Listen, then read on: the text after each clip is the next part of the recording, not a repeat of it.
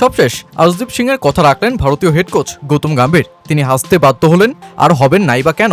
তার শিষ্যরা যে সেই হতাশা আর ব্যর্থতার আহমেদাবাদ স্টেডিয়ামকে চমকে দিয়েই জিতে নিয়েছে শিরোপাটা। মাঠের বাইরে গোমরামুখী ও কিছুটা রাগান্বিত চেহারাতে যিনি নজরবন্দী হন সবসময়, সেই গৌতম গম্ভীরকেই হাসাতে পেরেছেন সূর্যকুমার যাদবের দল। ইংল্যান্ডের তৈরি করা বাসবল যখন বাজারে আজও প্রতিষ্ঠিত হতে পারেনি, তখন গম্ভীরের তৈরি করা টি-20 তাণ্ডবের নয়া কৌশল জিতে নিয়েছে শিরোপাটা। আর ম্যাচ শেষে এই কোচ সেই বার্তাটা জানিয়ে দিলেন গোটা ক্রিকেট বিশ্বের কাছে, যা ফলো করেছে টিম ইন্ডিয়া। 100 রানে অল আউট মেনে নেব, কিন্তু 170 রানের ইনিংস নয়।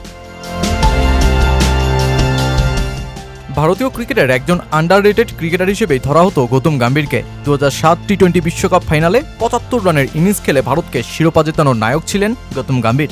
এরপর 2011 ওয়ানডে বিশ্বকাপেও তার 97 রানের ইনিংস ভারতকে আরেকটা শিরোপা জয়ের উল্লাসে মাতায়। একজন ক্রিকেটার হিসেবে গৌতম গম্ভীর যেমন কখনোই কোনো ফাইনাল হারেননি, তেমনি কোচ কিংবা মেন্টর হিসেবেও তো নন। ভারতীয় ক্রিকেটের হেড কোচের দায়িত্ব নিয়েই জিতিয়েছেন চ্যাম্পিয়ন্স ট্রফি, এশিয়া কাপ ও এবারের টি-20 বিশ্বকাপ। ক্রিকেটার থেকে কোচ, প্রতিপক্ষ শিবিরের পরিকল্পনা আজও গম্ভীরের তৈরি করা তুমুল রণকৌশল ভেদ করতে পারেনি।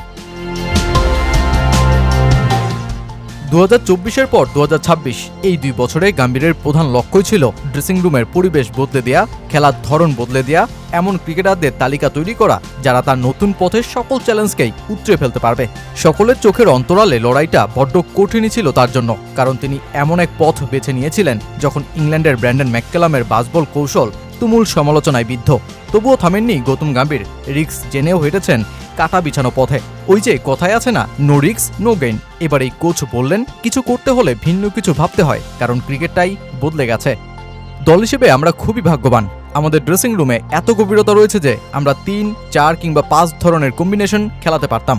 আমি সবসময় বিশ্বাস করি টি-20-তে হাই রিস্ক হাই রিওয়ার্ড ক্রিকেটই একমাত্র উপায়। ম্যাচ জিততে হলে হারার ভয় রাখা যাবে না।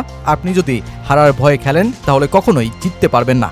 এজন্যই অধিনায়কের সঙ্গে আমার ধারণাটা খুব সহজ ছিল, আমরা 160 কিংবা 70 রানের ম্যাচ খেলবো না, বরং 100 রানে অল আউট হওয়া মেনে নেব, কিন্তু 150 কিংবা 160 রান আপনাকে কোথাও নিয়ে যাবে না। যদি আপনি ঝুঁকি নেন তখনই 250 কিংবা 260 রান হয়। আমরা দক্ষিণ আফ্রিকার কাছে 100 রানে হেরেছি, কিন্তু তবুও আমাদের দর্শন বদলায়নি। তখনও আমি ভাবিনি যে একটু ধীরে খেলি, কারণ দক্ষিণ আফ্রিকার ম্যাচের পর সব ম্যাচই ছিল মাস্ট উইন, প্রায় নকআউট ম্যাচ। তবুও আমরা একইভাবে খেলেছি।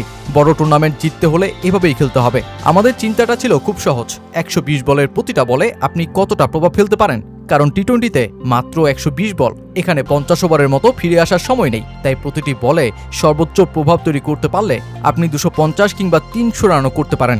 ধরুন আপনি 96 রানে আছেন, যদি 100 করতে 4 বল নেন তাহলে আপনার দল 20 রান হারায়। এটাই বিশ্বকাপ জয় আর হারের পার্থক্য তৈরি করে দিতে পারে।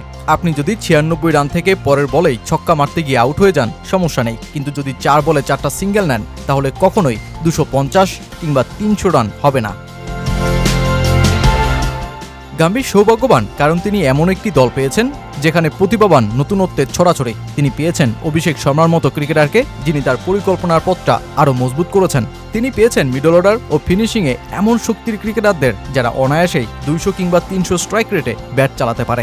আসলে গোটা ভারত এই দলটাকে নিয়ে গর্ব করতেই পারে, আর বাকি দেশগুলো শিখতে পারে কিছু।